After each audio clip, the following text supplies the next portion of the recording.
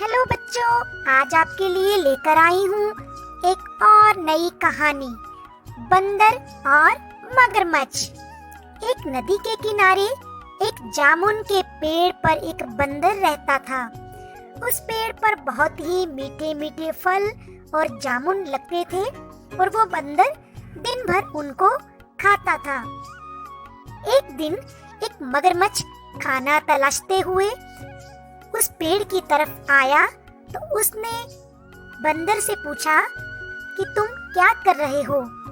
बंदर ने उसको बताया कि यहाँ बहुत मीठे मीठे जामुन लगते हैं और मैं हर दिन उनको खाता हूँ। और फिर बंदर ने कुछ जामुन मगरमच्छ को भी दे दिए।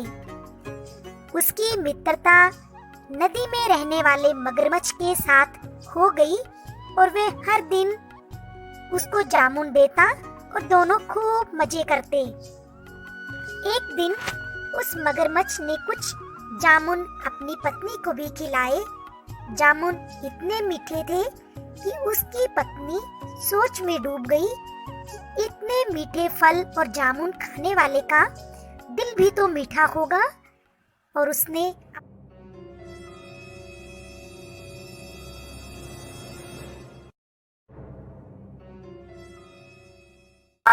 जिद पकड़ ली कि जब तक मगरमच्छ उसके लिए उस बंदर का कलेजा नहीं लाएगा तब तक वह कुछ भी नहीं खाएगी।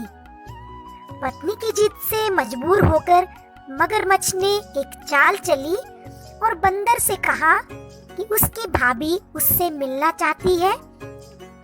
ये बात सुनकर बंदर बहुत खुश हुआ कि भला मगरमच्छ की पत्नी मुझसे क्यों मिलना चाहती है। फिर उसने मगरमच्छ से कहा कि वो नदी में कैसे जाएगा।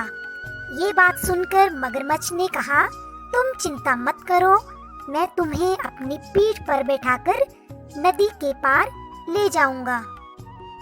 बंदर भी अपने मित्र की बात का भरोसा करके पेड़ से कूदा और मगरमच्छ की पीठ पर सवार हो गया।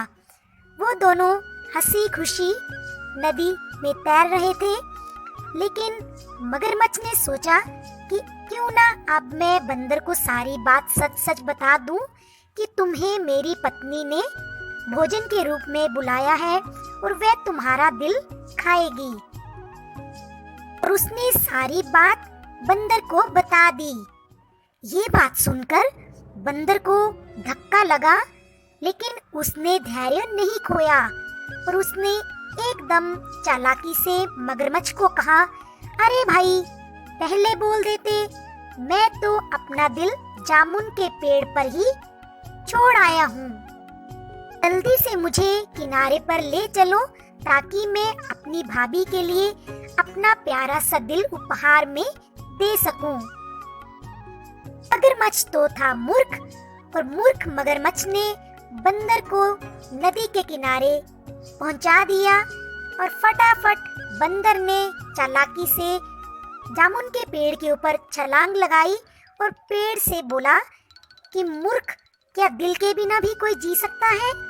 जा, आज से तेरी और मेरी दोस्ती खत्म होती है। तूने क्या मुझे पागल समझ के रखा है? तो बच्चों, इस कहानी से हमें ये शिक्षा मिलती है कि अनजान से दोस्ती सोच समझकर करनी चाहिए और मित्रता का हमेशा सम्मान करना चाहिए।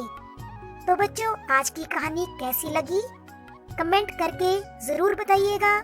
थैंक यू बच्चों।